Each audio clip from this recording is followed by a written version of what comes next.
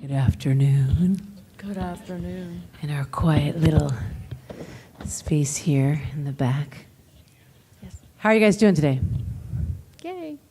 Do you know what panel you're in? Just to make sure you're in the right one. We always like to check. Perfect. You guys are in the right place.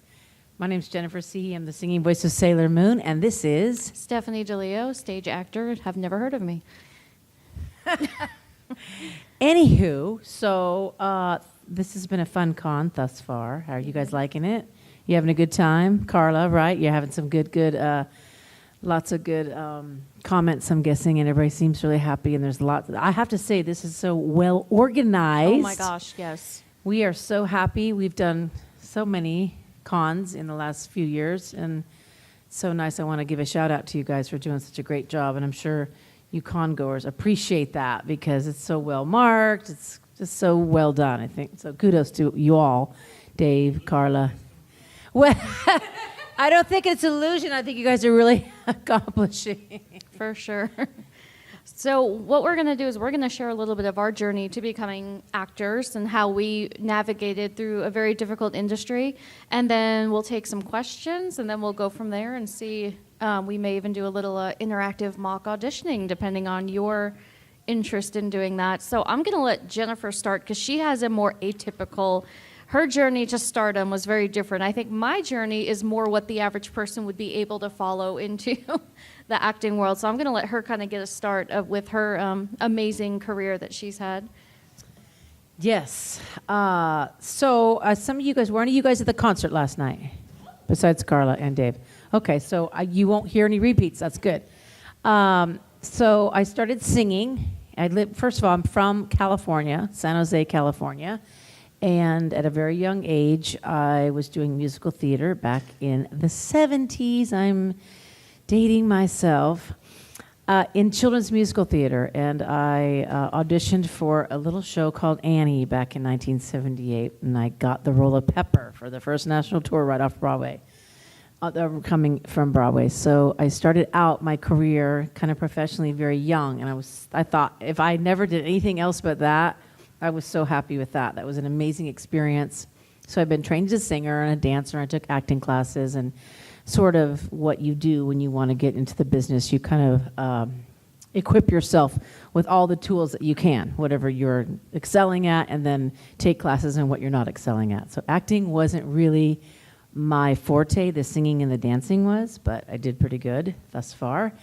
And so I did Annie in 1978 and then went back to high school and just kept, pursuing my career and taking lots of voice lessons and all that stuff. And when I graduated from high school, I moved to LA because San Jose, California was only an 8-hour drive from LA. And I thought, I was really pushing my parents to let me be in the business because I was I kind of thought I wasn't good in school. I knew I wasn't going to be going to college and be getting a bachelor's degree, which I wish I would have now, at this age, had that under my belt. But I didn't because I thought, well, singing is my thing. That's what I'm going to do. I feel like I'm good at that, and I'm going to pursue that. Thankfully, I did get a lot of great jobs and have had a very good career thus far, and still am having a good career. But when I moved to LA, I auditioned, got an agent kind of right away. I was about 19 years old, and I got accepted to work for Disney in Tokyo Disneyland. So singing and doing lots of dancing and singing in a pop band there, because that was kind of my thing, pop singer, top 40 type stuff. So I worked in Japan. This was way before the Sailor Moon stuff. Sailor Moon wasn't even big in Japan yet. It still was like, the only thing I noticed there was, this was back in like 86, Speed Racer, and of course Hello Kitty and Sanrio was what I noticed because I was really into stationery and stuff like that, so I noticed that. I never saw Sailor Moon in 1986 when I was there. So did that for a couple years, lived in Japan. That was an amazing experience, and came back to LA and did all kinds of different theaters still and doing jingles, and I had an agent and just was kind of trying to live the life as a working singer, actress, dancer in LA. So that felt like it was pretty competitive back then, and I'm sure it's way worse now. But I was the right age and the right time, and there was lots of amazing jobs to be had in LA, not even if you were trying to be on film or TV. There was there were so many theme parks there, Disneyland. There was Universal Studios, which I worked at there. So anyways, just did all kinds of cool jobs and, kind of do any job that you get accepted to do. I wasn't in the unions right away. And of course, being in SAG after an equity is the best way to go, because that you get your professional scale that way. We'll explain that later, what exactly we'll get that into means. that. I know I'm moving fast. I'm just trying to get it all out there so that we can break it all down. So it wasn't until after I was in LA for a while that I got into a show, a TV show on Nickelodeon called Roundhouse, if anybody remembers that. It was a cute little show. It was on for 4 seasons. And I was on one of them and had a blast doing that. I sang the theme song for it. And I also did a lot of sketch comedy, and I was the singer. But unfortunately, I looked a little too old to play the role of the daughter. So I was on the second season of it. Third season, sorry, she knows it better than me. I had actually auditioned for it when it was still in the workshop stages, but I was doing another show, and I couldn't leave the show I was in to rehearse for it, because at that point we weren't getting paid to do it yet. So that was kind of a regret that I feel looking back now. I should have somehow worked that out. But I got to rejoin the cast 3 seasons in, and I got to experience working at CBS Radford Studios. Seinfeld was right next to us, and the soundstage next to us, so that was super cool to see those guys in the studio. You kind of feel like you hit it big when you have your own parking space and your own trailer with your name on it. That was very exciting.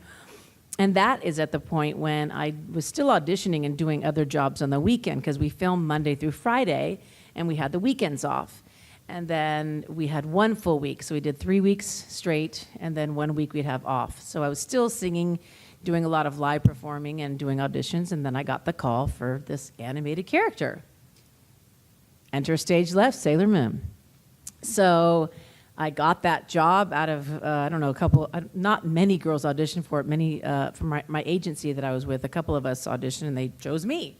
So I did the project, and it came and went, and I went on with all my other jobs, and the rest is kind of history. And it's really interesting how I didn't follow. When Sailor Moon came out on Fox, in the very beginning, it was just on for a little bit, and it got pulled off the network because it wasn't doing well. So they didn't know, anime wasn't really in the United States yet. They didn't know how to perceive it, and so I had seen it on TV, but I thought, it just didn't go over. Oh, well, little did I know many years later that I had moved on with my career and didn't follow Sailor Moon's journey. So as I was saying in my concert last night, I wasn't made aware of that Sailor Moon became such a popular show till about 5 years ago.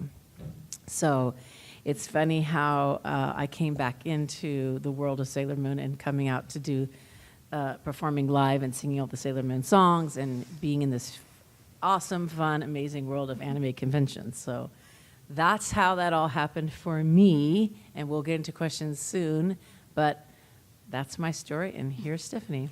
So I have a much more probably realistic route to to becoming a professional theater artist, in that I didn't start young. I started in college, but I've been a professional theater artist in some capacity for 20 years. So my journey is something that I think is a little bit more based. It's funny because we have such drastically different stories. So I always tell people, if it's your goal to be famous, that's akin to me as saying it's my goal to win the lottery. That's a great goal, and it's wonderful, but that's not realistic. You can't plan for that. Just like you can't plan to be a famous actor. What you can do is set a goal to buy a lottery ticket, or set a goal to be a professional, meaning paid artist. And so I've never done anything that's ever made me famous, and I probably never will, but I've been paid to be a theater artist for the better part of 20 years. So I was a kid who I always use the phrase, I was a jack of all trades, master of laziness. I could do everything really well and everything came easy to me, but I never really could follow through with anything. I was good at this, I was good at that. Well, that's easy for me, I'm bored now, next. It's called ADD. No, I'm not. I'm not ADD at all, actually. I'm Just OC. I'm the kidding. opposite of ADD. I have intense focus. I think it was more just like when you are good at a lot of things, it's hard to pick, well, which one is actually giving me joy and which one can put a roof over my head. And those are two often different questions or with different answers. You know, what I want to do was travel the world and be a writer, and what puts a roof over my head is being a 12th grade English teacher, which is what I do now. So in college, I always was a precocious child, and my parents always said, you're either going to be an actor or a lawyer, or what they said was you're either going to be an actor or in a courtroom, and hopefully you're on the law end of it and not the one on the stand, because who knows with this crazy girl. And so when I got to college, I had no idea what I wanted to do, because I was kind of good at everything. I was like, well, I could be a teacher, I could be a writer, I could be an actor, I could be a fireman. I had no real direction, but my parents didn't go to college, and they always made sure that we knew we were going, and it was a non-negotiable. I remember my junior year, I'm like, 1 more year of school, and my dad looks at me, he goes, 5 more years of school, nice try. And so in college, my freshman year, I auditioned for a play for Kicks, and I went up against all these fierce theater majors. And I went to college in Boston. I should say I'm the opposite end of the world. I grew up 30 minutes outside New York City, so I had kind of the live theater at my disposal my entire life. So I grew up, field trips to Broadway shows was my whole life. So I was always enamored by the stage, and I always thought, well, that would be fun. But again, is that going to put a roof over my head? Which is a realistic question to ask yourself. And so I like to think of teaching not as my plan B, but rather what subsidizes my theater career. It's a great job. I just had my last day of school last week, so I'm good till August. Yay. And I get paid all summer to do nothing but write and act and do whatever it is I want to do. So I never tell people I settled on being a teacher. I think it's something I do that I can love to do every day, but have the time to pursue my craft and my art. And my kids are like, if you ever made it big, would you quit? I'm like, I wouldn't finish the school day. Like, I'd walk out in the middle of second period if somebody called me and said, hey, we got to film it. I'd be like, bye, Felicia. I'd walk out faster. I wouldn't even finish the day. Wouldn't even finish second period. It's like, I'd be out the door. So in college, I auditioned for that play against a lot of fiercely competitive theater majors. And here I walk in as like an education major. I'm like, oh, I think I'll audition for a play.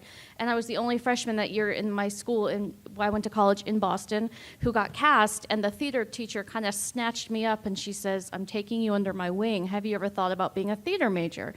And I had to call my parents and be like, I'm switching to be a theater major. My parents are like, you're so cute. We love you and we support you, but please don't drop the education major. Just, we're just saying we support you, pursue your dream, but please major in something that's real alongside theater. And I'm so grateful they did, because you can't predict, you can be a professional working theater artist your entire life if acting and fame is not your goal. That is reasonable. But for a lot of people, they don't find that. They're so gung-ho and I want to be a famous actor, so then they kind of fall short and the dream doesn't happen. So I auditioned. I did switch to be a theater major. I took an intense 4-year theater crash course, and she said, you have natural talent, you just need to have it honed and trained. And so my advice for theater artists is take as many classes as you can. Don't make it your sole major in college if you can help it. Just for you youngins out there, if you haven't gone to school yet, don't necessarily put all your eggs in that basket, but rather find a supplemental major that's going to bring you the same joy and gratification, so that you're not burnt out and you have the time to pursue your theater craft and you're not feeling like, oh gosh, what am I doing? And I'm so grateful that my parents were 100% supportive of my theater switch, but also keeping that realistic thought in my head to, pursue something that you can always get a job as a teacher. It's not like you have to audition and get discovered to be a teacher. You just show up and you apply. And if you have the credentials, you'll likely be hired. So that was how it all started in college. And from that point on, my career really did take off. I had a lot of professional acting gigs in Boston. I was in an improv troupe. I had written a play that was produced. I'm now a published playwright. So in some capacity, I was always a working theater artist. I've done some voiceover work, not in an anime, not in a cartoon, but I told this at my writing panel the other day. If you call about 13 different law firms in New York, I'm the girl on the phone that says, for English, press 1. please dial extension 3478. And I got paid to stand in a studio and say 20,000 words with 3 different inflections. 111, in case the number comes at the beginning or the end or the middle. So 615-471-3524. The 4 has to sound different. So you stand in the studio and you read about 20,000 words said with all these different inflections, and then different firms can purchase what you've done, and then you get more money accordingly. So I was paid to do that. I've also, as a writer, been paid to write passages for the SAT prep books and the SAT exam, and that's, again, a way to get paid as a writer. I'm not famous. It's never going to be a New York Times bestseller, but every single kid in the country pretty much reads my work because they all take the SATs. So in some capacity, I don't get credit for that personally, but so then after college, I stayed another year in Boston, and then I decided it was time to go to grad school, because when you get bored and you have nothing else to do, go back to school, spend more money. You don't have Be more in debt for your college. yeah, so I auditioned for an acting program at NYU, and I got in, and they took about 8 people, and it was pretty amazing. Out of the thousands and thousands of applicants that want to go to NYU for acting, I had the chops. I auditioned.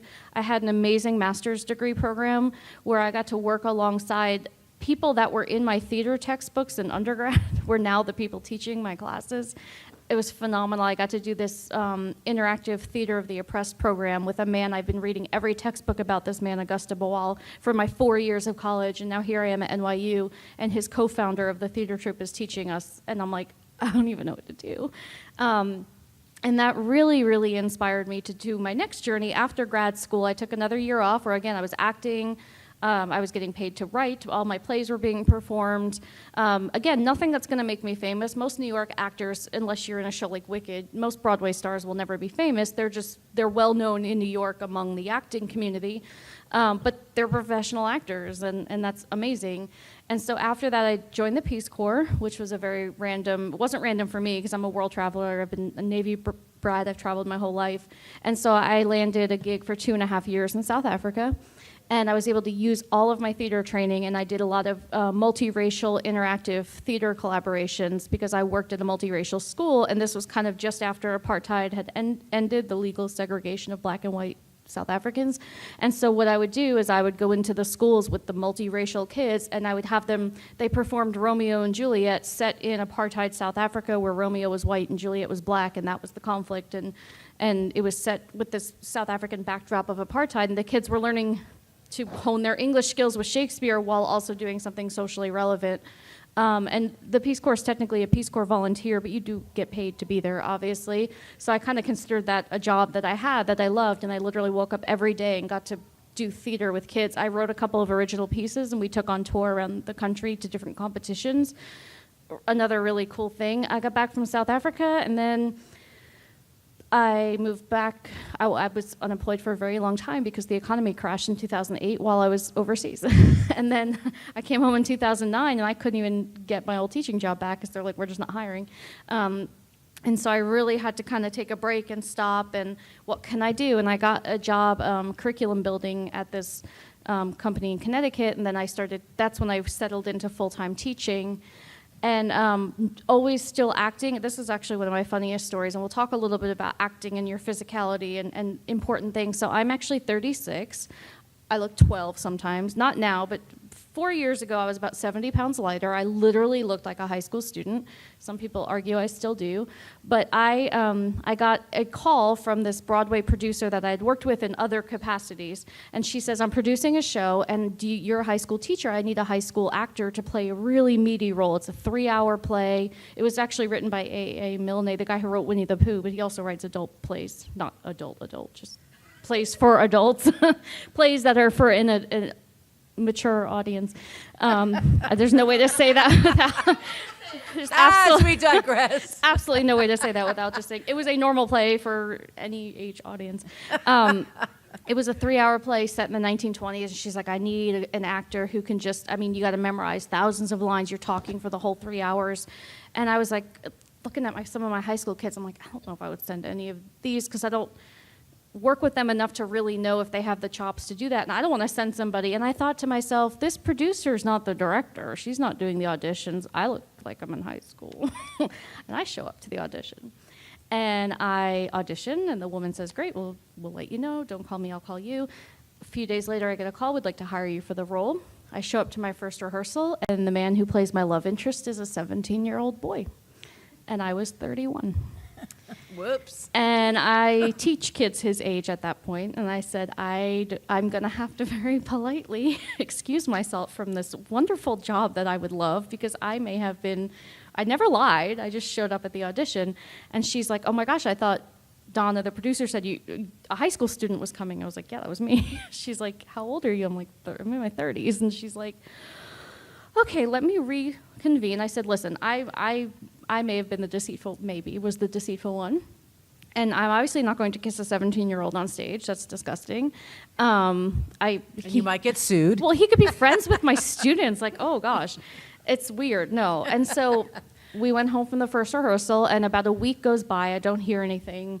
And then I get a call, and she says, we've recast your love interest because we really did like you for the role. And we realized what better than to have an adult play the part, because you can drive yourself here. We don't have to worry about child labor law. You know, they were like, we actually were thinking about it. We're like, why would we want 2 kids under 18 when we can actually cast adults? So they recast the role with a boy who was a year older than me. He was like 32 or 33, but looked proportionately young. Did we look 18 and 19 on stage? Probably not, but did we look like 2 young love interests on stage compatible? Yes, absolutely. And that was one of my favorite jobs that I've had in a really long time. It was also the last professional acting job that I had. And then I sent a random one day I was sitting in my job teaching, and my kids were writing an essay. So of course I was on Facebook, because that's what every studious teacher should do when their kids are writing an intense essay. You should be on your social media site. My principal's no here. comment. Yeah, my principal's like, bye, Felicia. No, this is not the school I'm currently at. I would never do that now. And so I would, yeah, exactly. I see what you did there. So I'm sitting there, and I get you know how Facebook says suggested friend? And this was exactly 4 years ago, and the suggested friend was Jennifer Cihi. No, it was 4. I've only been here 4 years. Okay, it was November of, yes. It's almost 5. This November it will be 5 years. So yes, we're 6 months out. So 4.5. Have to keep her on the okay, truth. 4.5 years. I'm sitting there one random November morning, and Facebook suggests Jennifer Cihi, and I probably haven't thought of that name in 20 years because I watched Roundhouse as a kid, and I knew her from the live TV show. And I was like, wow. And then simultaneously, my parents were cleaning out their attic, which was 90% my stuff because I'm a hoarder. And my mom's like, you know, I found all your old Roundhouse stuff. And I had written, in my 6th grade English class, we all had to write a letter to our hero. And in 1993, for most people, that was Hillary Clinton, Nelson Mandela, Bill Clinton, Exxon, anybody who was kind of world power in 1993. And I said, I'm writing to Jennifer Cihi. And my teacher's like, who? And some of my friends were like, oh, it's an actress from a show. And she's like, you're choosing an actress? And of course, being the smart aleck little brat that I was like, I believe that the arts is the vehicle for social change. And if you can't see that, I'm shocked. What would Shakespeare say? How dare you? And so she's like, just fine. I'm just not going to, yes, write to whoever you want. So we do the assignment, and I wrote this fan letter in 1993 in my 6th grade English class, and our teacher handed us back the assignment in an envelope, closed and sealed, and she says, don't mail these. If you ever meet the person who is your current hero, give this to them in person. And here I am 20 years later, and Facebook says, you might know Jennifer Cihi. We had a mutual friend on Facebook through the Roundhouse fan page. Crazy. And so I clicked friend, and I just sent her a very simple message and said, hey, you inspired my entire life. You were once my hero. Then I got to know her. Kidding. Now I'm not her hero anymore. And 2 days later, I was visiting my parents in New York, and it was about 6 in the morning, which would have been 5 a.m. in Nashville, and my phone goes ding, that Facebook ding, and I look over, and she had answered, and the rest was sort of history. And I actually just recently got a story published in Chicken Soup for the Soul, Dreams and the Unexplainable, about that story. So if you're a Chicken Soup fan, came out in September. Yeah, it just came out last September. But anyway, all that to be said is we had a connection in another. We both work in mental health, and she's like, wow, I've been looking for that like educational component, and I was like, and I need someone famous to help me out. So Fame and Brains, we worked it out, and 4 months later, I was packed up, 15-hour drive to Nashville, and I now live in Nashville, where I bought a house, and I live near her, and we travel and we work together. And now I'm a professional writer in a very different way than I ever thought. More exciting than having my plays produced and getting that little check in the mail is being able to do this, being able to come to Comic-Con virtually. Gosh, it seems like we've done a billion of these. I feel like every other weekend, they're like, where are you going this weekend, Miss DeLeo? And I'm like, I think Fargo. They all, it's been an amazing journey. So my journey to becoming a professional has taken some weird twists and turns. It's atypical. It's never going to make me famous, but it has made me a very satisfied and very happy artist. And I can happily say I've been a professional theater artist for 20 years. So being open to, so my first piece of advice, since we're talking about ourselves, now it's time to give you advice, is consider. Do you guys have any Can I questions? finish the thus sentence far? first? Oh my gosh. Any questions? I'll finish my sentence later. Yeah, we're going to get into the next phase of it, but does anybody have any questions thus far of anything we've said? Okay, cool. They want me to finish my sentence because I was giving them advice. Anyway, the most important piece of advice that I think any aspiring actor should take is look at your goals. Why are you doing this? Are you truly just doing this because fame excites you? You can go on and be on Jerry Springer and achieve 50 minutes of fame. Or are you doing this because you want to be an artist? And if you truly love acting and you love voice acting and you love it, being open to taking those jobs that are never going to make you famous, but they are going to keep you happy and satisfied. So I would say pursue your passion with a creative, I always say think outside the box while not ignoring the box. Sometimes the answer is in the box and you've been outside of it. So that's my first piece of advice. Ask yourself, why am I doing this? Because if your answer really is to just be famous, then go and like run naked through the streets. You'll become famous. It's easy to be. Becoming famous is easy. Becoming an artist is more challenging. Now, do we have any questions? Yes.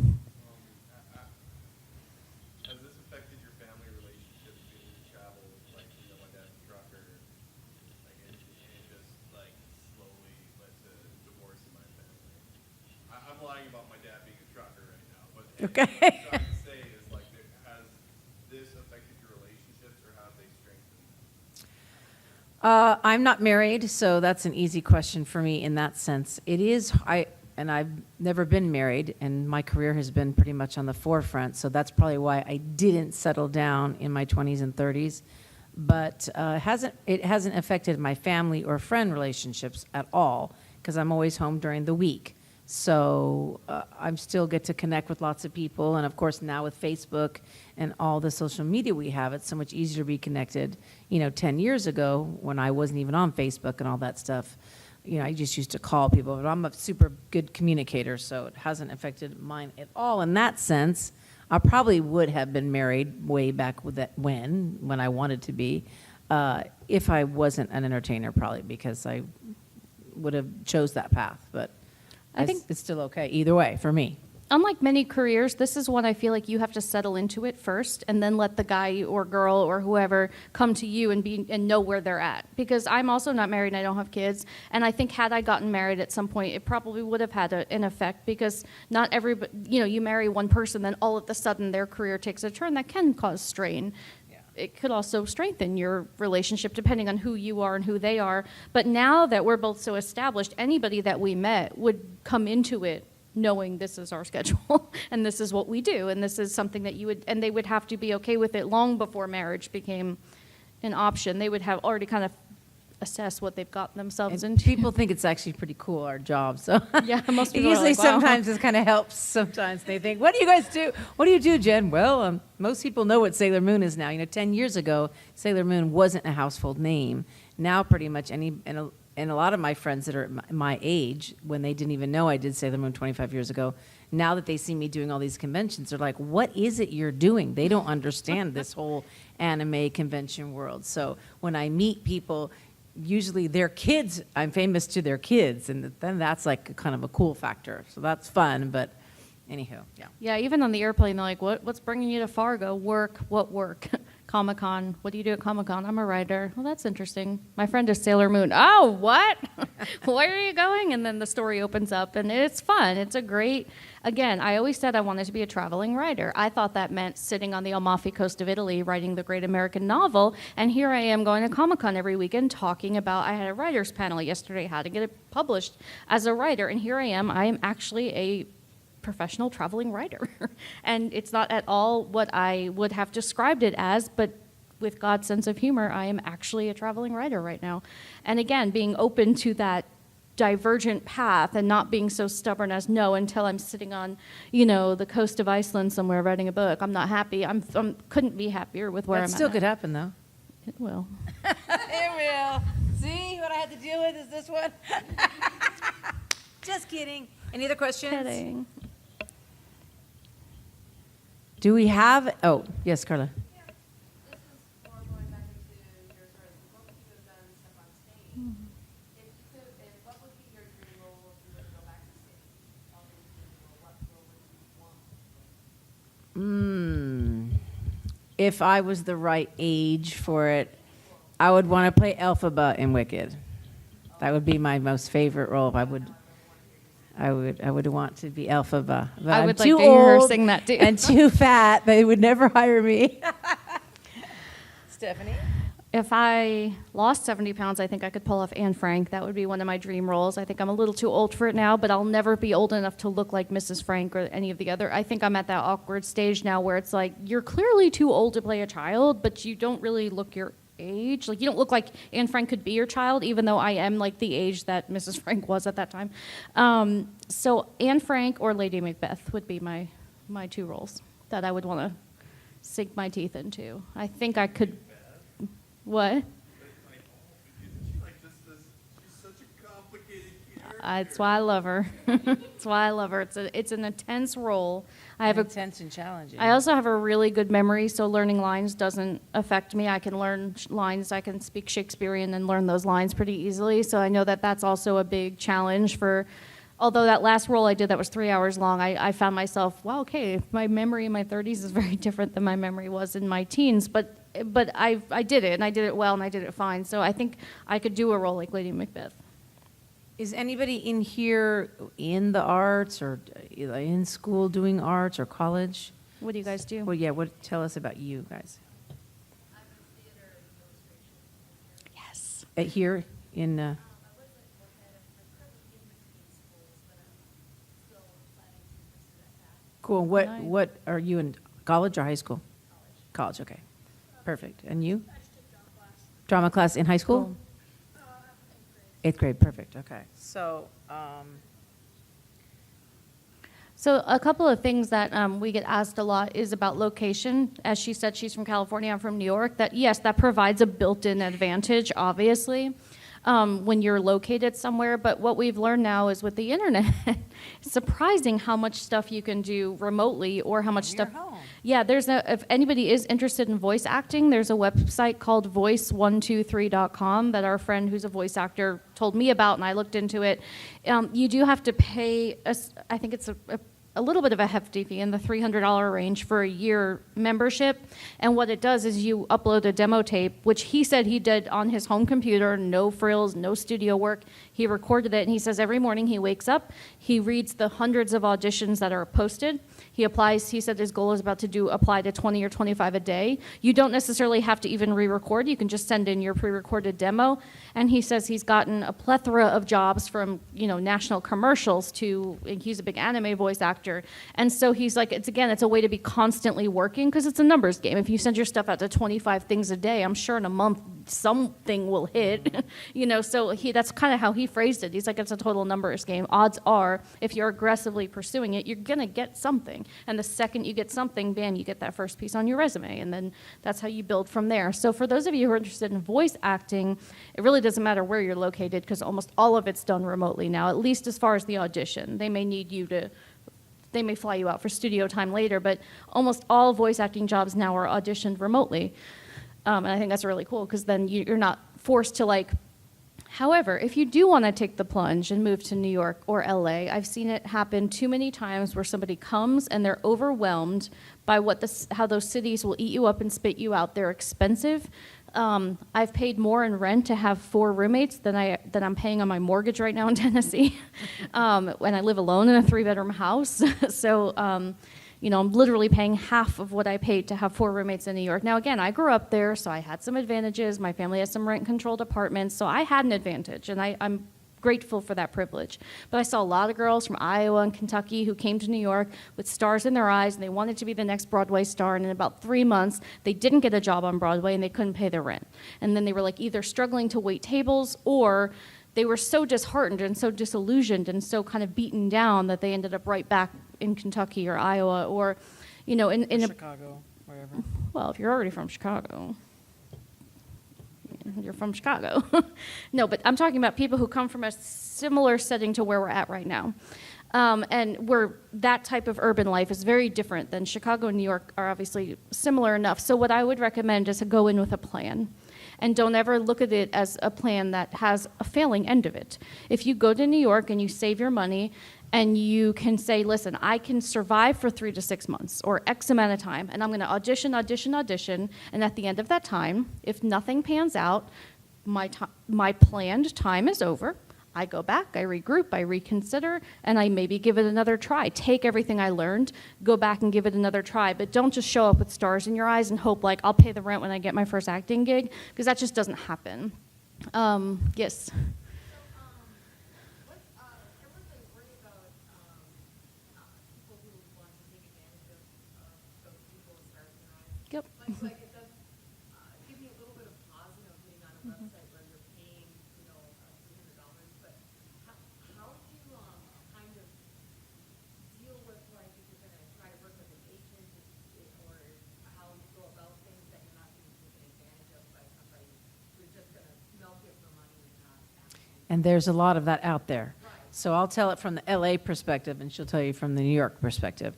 So in Los Angeles, obviously that's a huge mecca for entertainment. Every legitimate agent is not gonna try to make you pay money Yes. to join their agency.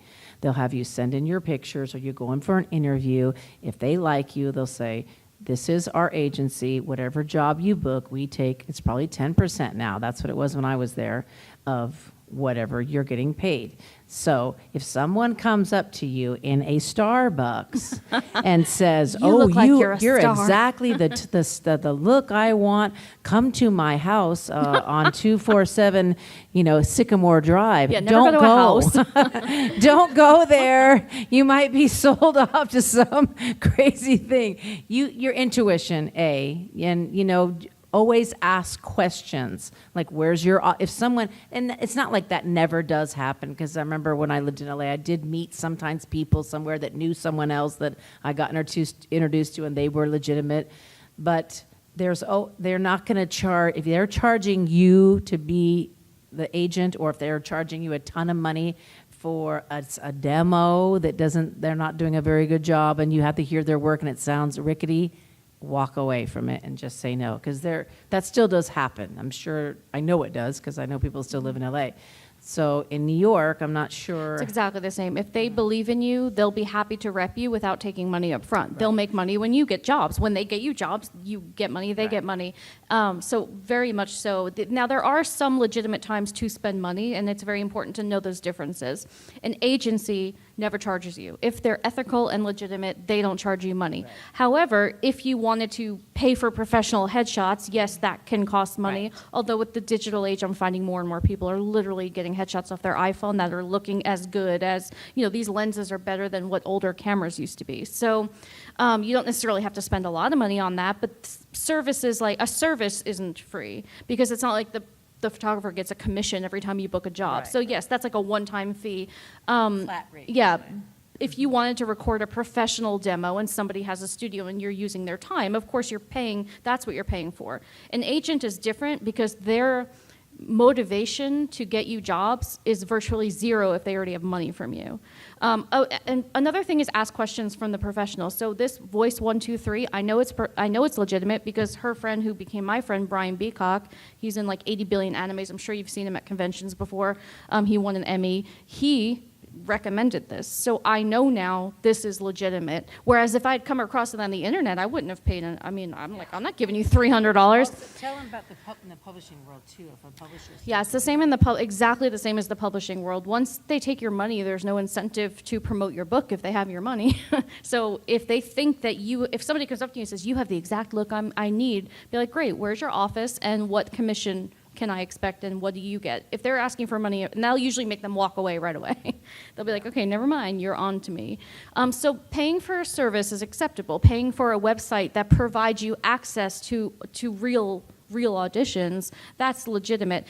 Tweet your voice actor friends and say, hey, came across this site, do you recommend it? And I'm using the name Brian Beacock because he loves to interact with people and he's on Twitter and he would happily give you those answers. Hey, came across this voice acting website, is it legitimate? Yeah, Tweet, ask Facebook questions. us, tweet us, let the people who have already done it tell you, yes, this is good, no, this is not legitimate. I feel like in this world especially, everybody is so supportive. It's so different than like the real life world of stage acting where everyone's like, why do you want to know about the audition? You kind of look like me, I'm not helping you. Yeah, more You're competitive. I'm not auditioning against you. You could be better than me and you look like me, so no, I'm not helping you.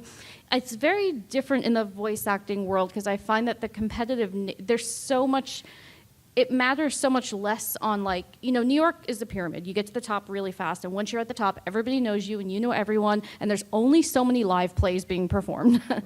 So voice acting is not like that. It's saturated, there's tons of opportunity. There's, literally, Brian said there's hundreds and hundreds and hundreds of auditions every day that he looks at, and he fishes out the ones that he's good for. So if you come across, so I'm telling you, Voice 123 is legitimate. I can vouch for that. If you come across another one and you're not sure, find one of your favorite actors and voice actors and just tweet them, Facebook them, say, hey, is this legit? Or look at them up on the Better Business Bureau. Yes. Shockingly, if People they're put reports on it. They'll Yeah. tell you, this is a scam. Yeah, you can do your own research beyond just, and it's hard because sometimes their website will look great and you're like, oh, they look so legitimate. And I see a lot of self-publishing houses that look very legitimate and then they just take your money and it's over. The relationship is over. Yeah, especially if the price tag is very high. Oh, pay us $1,000, $1,500 online. If it's a lot of money, that's when you go, I'm going to look into that. If it's like a $300 rate for a year subscription to something like a voice actor thing, or a lot of times to do different types of demo work, they'll say, you can send in this and it's $300 a year. That, if it's a high price tag, then use your intuition and go, I'm going to research that because that seems a little too much. And think about all the people that are like, they believe it. They're getting all that money and it's like a fake facade on the internet. They don't do anything. They're taking your money and all the fine print, if you don't read it, you're screwed, basically. You know what I mean? So And I always say avoid the internet to do your research. I still trust print more than when you pick up, in New York, they used to have the Broadway World magazine. Now they have converted to a website. But anything you see in print in a legitimate magazine, the New York Times, or you're looking at a theater variety. Yeah. Right, yeah, Theater World, these legitimate theater sources too. That's usually more trustworthy. But I always cross-check my references, and if I don't know, I'll ask, I'll say, hey, who do you know that can answer this question? I find the people who I know can give me the answer, and if no one's heard of it in the big world, and they're like, I don't know, then I'm like, okay, maybe it's not. Then pass. Yeah. Pass on that one. Yeah, but unfortunately, when somebody does come with stars in their eyes, fake agents can sniff that out. I can sniff that out. You can just tell when someone's not from New York. They don't talk like this, and they don't look like little Italian Jews like me. And I'm like, you ain't from here. So it is something that's sniff-outable. And if you see somebody who's like, I just want to be an actress, and someone's like, great, do you have $1,500? I'll make you a star. And it sounds appealing. And they'll maybe even give you a set of, they'll take headshots. They'll make you feel, who watches The Office?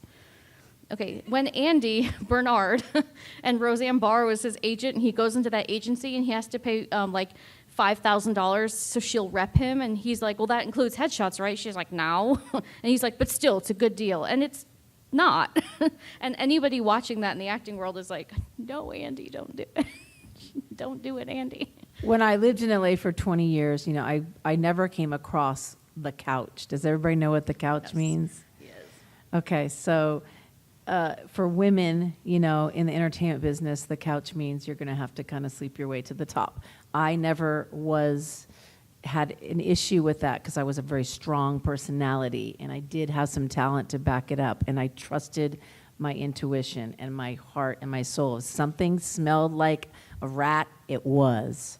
So I never had that problem, but I had other girlfriends in LA just starting out that got, had to have a lawsuit against some agent, or now look what's happening in Hollywood right now with Harvey Weinstein. I mean, how sad that all these amazing actresses, and he was so powerful in LA, and all that was going on, and no one knew about it. So listen to your intuition, and if something doesn't feel right, then it's not, and that's when you take your respect and walk out the door. And that's important because I want to call a little bit of BS on some of that, especially for all the women out here who are statistically more susceptible than the men. Not that men aren't taken advantage of.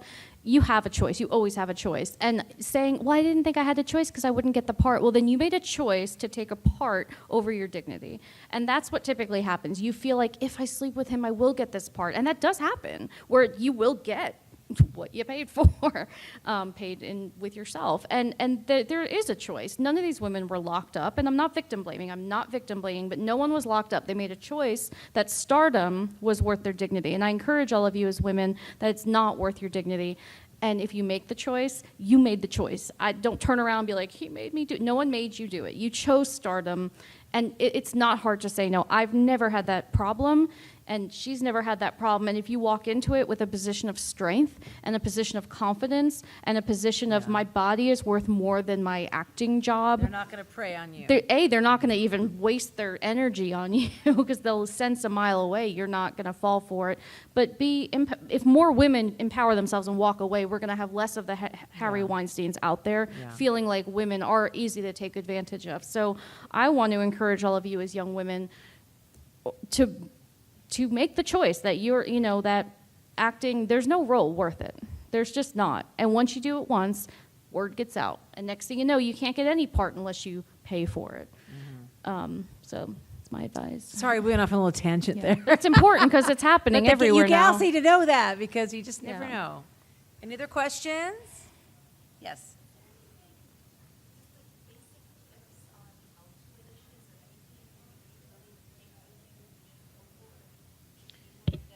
Okay, so are you in acting class, or are you taking acting in school and such?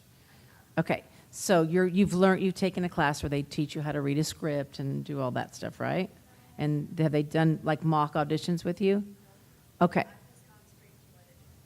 Oh, well, wow. So good for you. So you have a feeling of, obviously you're good at what you do, probably, right? Is this your dad? Is she good at what she does?